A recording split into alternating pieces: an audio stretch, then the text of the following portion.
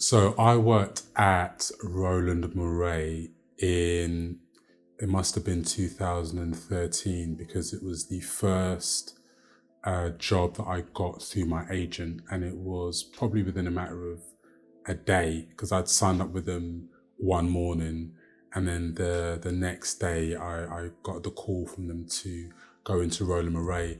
And the thing is, when you sign up to a lot of these agencies, you fill in the paperwork, but you're never really sure how much work they're actually going to get for you. It was a chance for me to really show myself and prove my worth, because I knew that if I performed well on this job, then that would open the door for other jobs. So of all the designers I worked for, I'd say this was the one I was the most nervous on.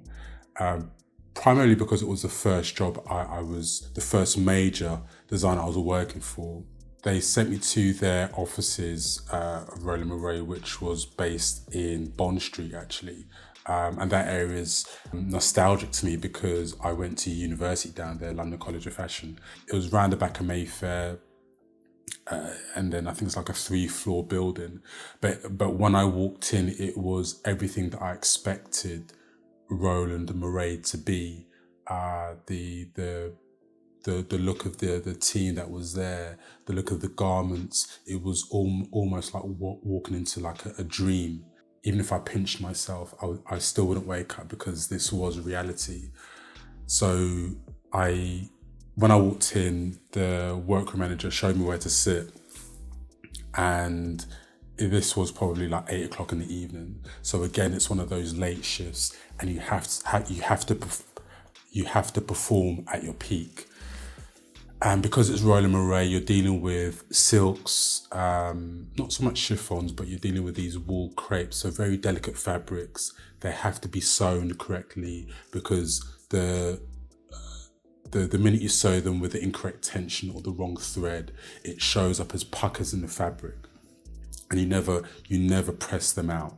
They had me working on some, I think it was like some wool crepe, making this long flowy gown, and it was a style that I'd seen of Roland Mouret's, and he's got a very distinct style anyway. So I just jumped straight into what they'd asked me to do. I think initially when I started working there, I was working really, really fast, but then I soon realized that that wasn't the way to go. And that's not what they expected of me. The key thing was to work at the right pace and do the job well. This wasn't a factory setup where you're getting whipped the slower you go. This was real artisan work that had to be treated with respect. I think the average shift at Roland Mouret started about 7-8 o'clock and then finished maybe 1-2 o'clock, I'd say. And this again was in the run up to one of the fashion weeks. I think it might have been London or Paris.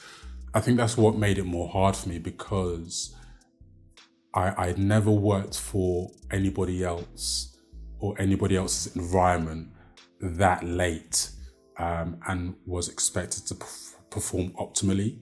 Anyone that's done a fashion degree, you're used to staying up late the night before a major project handing, and you may not work as fast as you can, but you'll get everything done. Now, when you're working in a new environment that's out of your comfort zone, that's a lot harder to do. But I mean, everybody was very friendly. They had teas, coffees, biscuits. You were able to get your lunch. I think they even provided us dinner for the time that I worked there. So there was no outward pressure that was put on me, or I saw anybody. And it was a pretty relaxed environment, as relaxed as it could be, being in the run up to Fashion Week. So I worked at Roland Mouret maybe 2 or 3 different times, and I think it was the last time I worked at Roland Mouret. The check I got from that job was a huge contributor to me getting my wife's engagement ring, because it was some point in, I think I got my wife's engagement ring some point in August, and then I proposed in October. Not only is Roland Mouret special to me because it was the first major job I had, it's special to me because it allowed me to get a very respectable engagement ring for her.